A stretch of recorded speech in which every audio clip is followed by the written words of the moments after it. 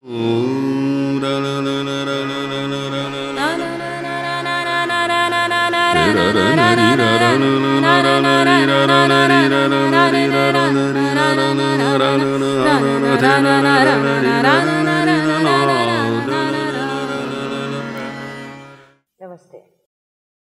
I'm Arundhati Nag. I'm speaking from Ranga Shankara. We are trying to repurpose our public spaces at Ranga Shankara, and the first effort we are making in this direction is a bunch of talks with psychiatrist and a theatre friend and an artist also.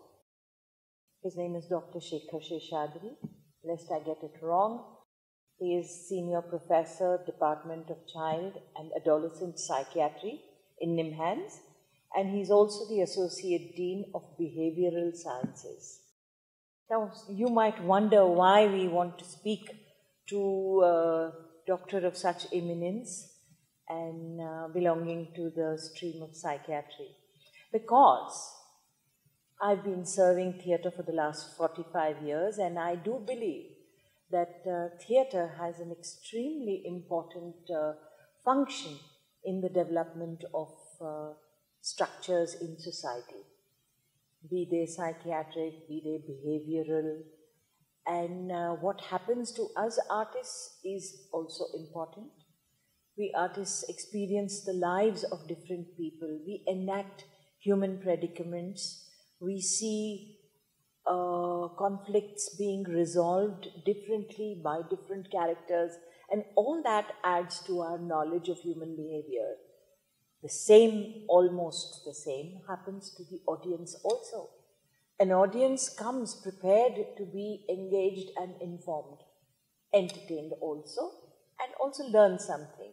And he or she does learn something about, again, the human predicament, how different people behave in different situations. Maybe a solution is found, maybe an identification is made with a particular character or a situation. So there's so much that is happening. This is an almost unwritten contract between the performer and the audience. They come with the preparedness to believe in what we present to them. Now, in these 60 and more days of COVID and the impact of COVID, we believe mankind has gone through one of the most unnatural things of being locked up and having to move around only in their small houses, confronted with one another, and maybe realizing some good things and maybe even realizing some monsters that reside inside us or within the relationship. Now, with no theatre available, with no other interaction with people available, these things have really got aggravated. And so we felt that while theatre is not there to do what its task is in a very different way, is helping people recognize what is going on, we thought we will talk to an artist friend of ours, somebody who empathizes with the artist community, somebody who has engaged with society at large, understanding what is going on there in different people's minds and hearts. So I have with me Dr. Shekhar Seshadri, and he's going to touch upon 3 verticals which will really largely address the issues and try to help us recognize, articulate whether we need help. So the issues largely are children and parenting, uncertainty, the tyranny of uncertainty, and maybe special people with special needs, which means older people, senior citizens, disabled people, and people with special needs. How has the COVID impacted these 3 verticals in society? What can one look out for? How can we seek help if we need it? So I'm going to ask Dr. Shekhar Seshadri to join us now. Namaste. So in the last episode, You got to listen to Dr. Shekhar Seshadri speaking to us about children and parenting and what are the various kinds of impacts that could have taken place during this COVID pandemic that all of us are going through.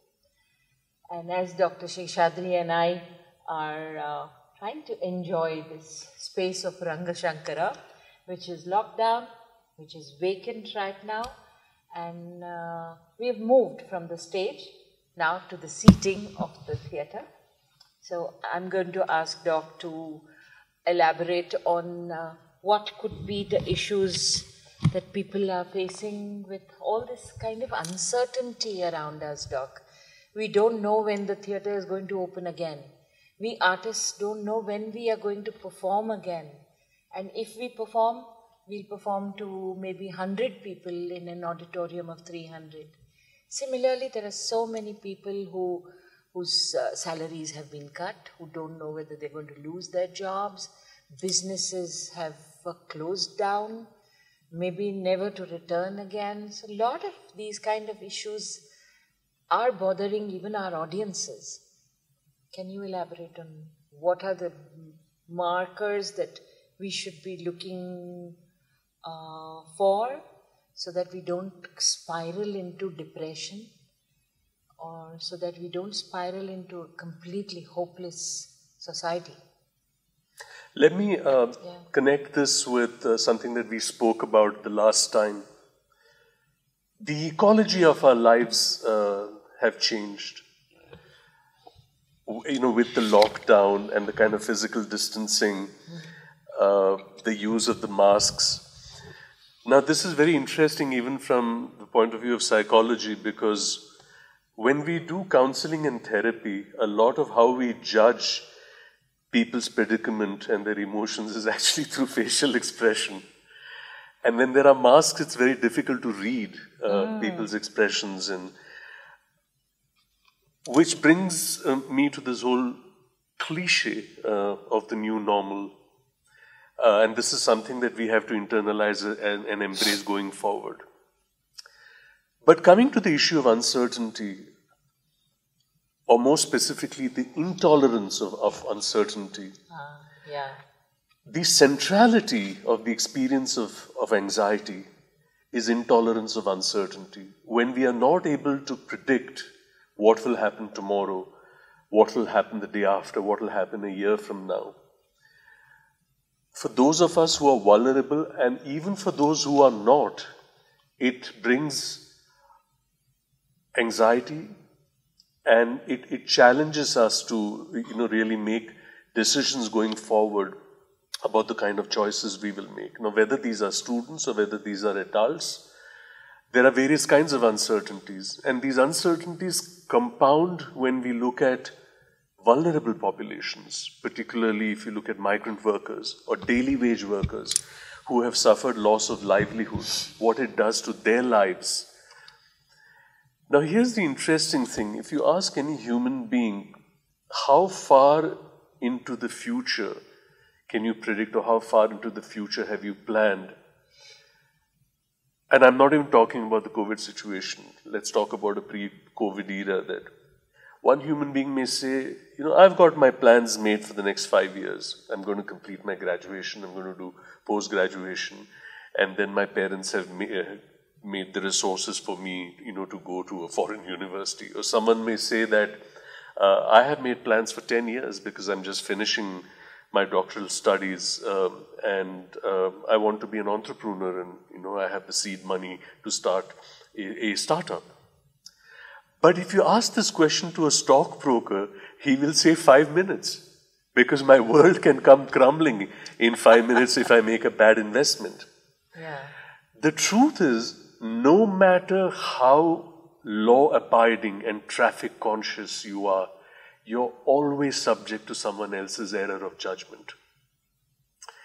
And therefore, with the changed ecology and this whole intolerance of uncertainty, the way to deal with the intolerance of uncertainty is actually social cohesion.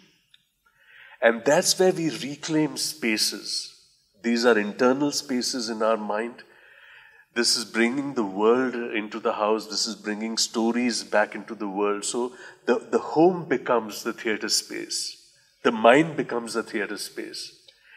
And when we reclaim spaces, including spaces like Ranga Shankara, as the lockdown eases out and we have norms for physical distancing to actually make these spaces the kind of ecology where we reclaim our stories and build new stories so that the uncertainty melts away.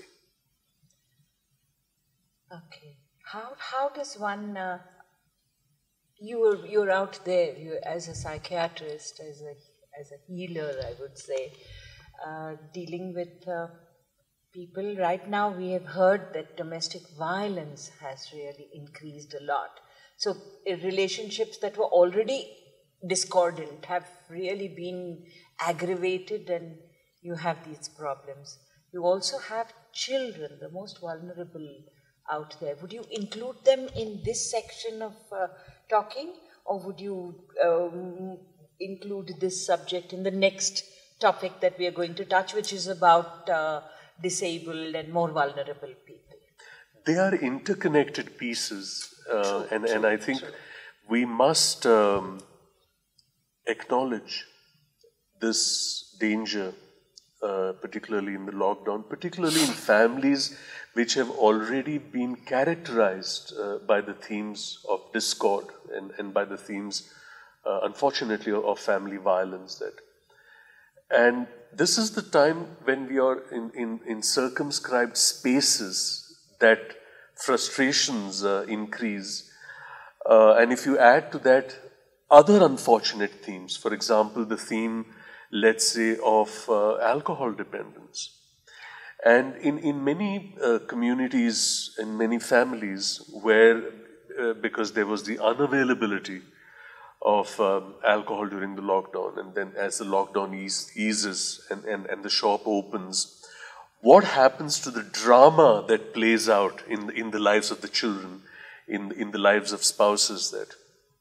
So this is a matter of concern not just to mental health professionals, but it's a matter of concern to the state and the government. Because do you think the government is really working towards it? The government is only too happy to open all the liquor shops because they're looking at revenue.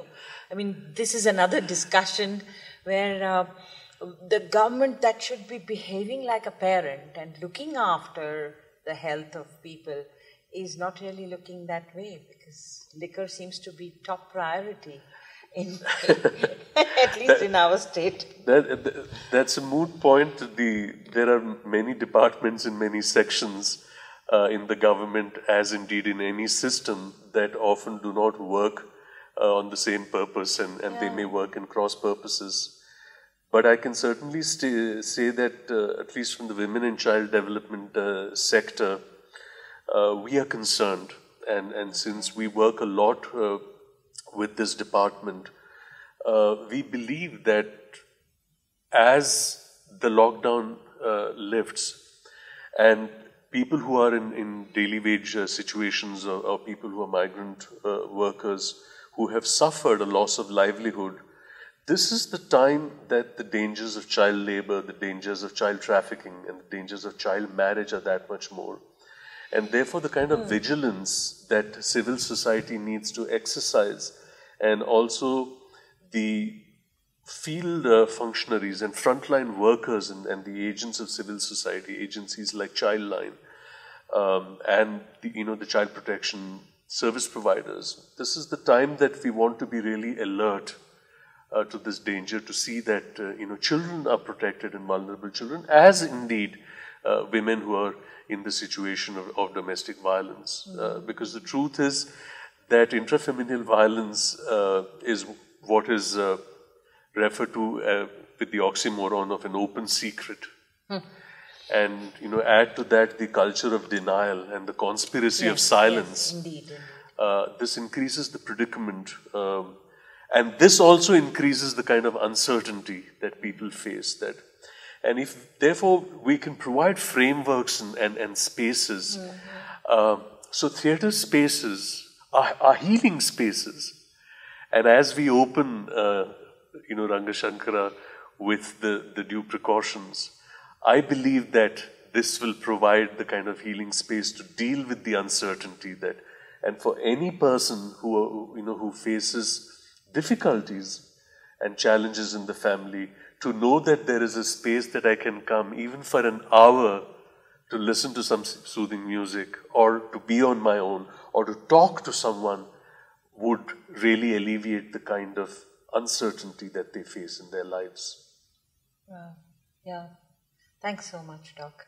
We're really looking forward, as I said, to repurposing our public spaces at Ranga Shankara, and look forward to the new normal, which will allow us to meet you, the people out there, and we'll have that workshop for Doc to speak about, and maybe you can then have conversations with him and be able to identify if there is a friction point, if there is a point of concern in your lives.